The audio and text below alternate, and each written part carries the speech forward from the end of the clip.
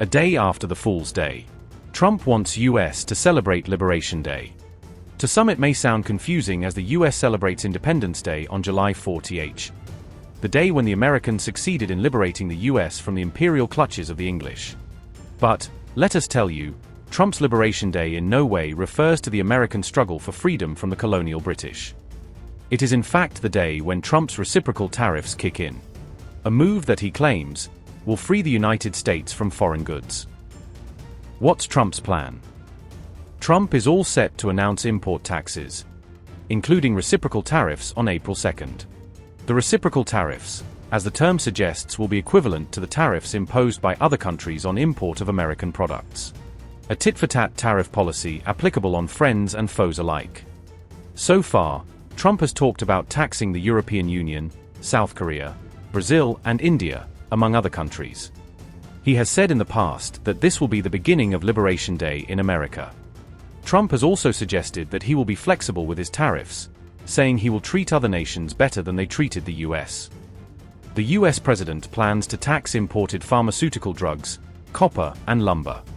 He has put forth a 25% tariff on any country that imports oil from Venezuela, even though the US also does so.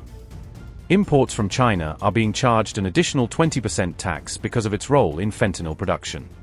Trump has imposed separate tariffs on goods from Canada and Mexico for the stated reason of stopping drug smuggling and illegal immigration. Trump also expanded his 2018 steel and aluminium tariffs to 25% on all imports. Likely impact of tariffs on US economy. According to multiple economists of repute, tariffs would get passed on to consumers in the form of higher prices for autos, groceries, housing, and others. In other words, harm the US economy instead of spurring growth and creating jobs as Trump expects. What do other countries think about Trump's tariffs? Most countries see the tariffs as destructive for the global economy, as they will be forced to impose their own countermeasures, leading to a lose-lose situation. Canadian Prime Minister Mark Carney said Trump's tariff threats had ended the partnership between his country and the US. French President Emmanuel Macron said the tariffs were not coherent and would mean breaking value chains, creating inflation in the short term and destroying jobs. Mexican President Claudia Sheinbaum has avoided the tit-for-tat responses on tariffs, but she sees it as critical to defend jobs in her country.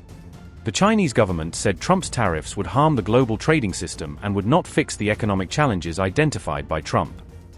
Why Trump wants to call April 2nd Liberation Day. At a rally last year in Nevada, Trump said the day of the presidential election, November 5th, would be Liberation Day in America. He later gave his inauguration the same label.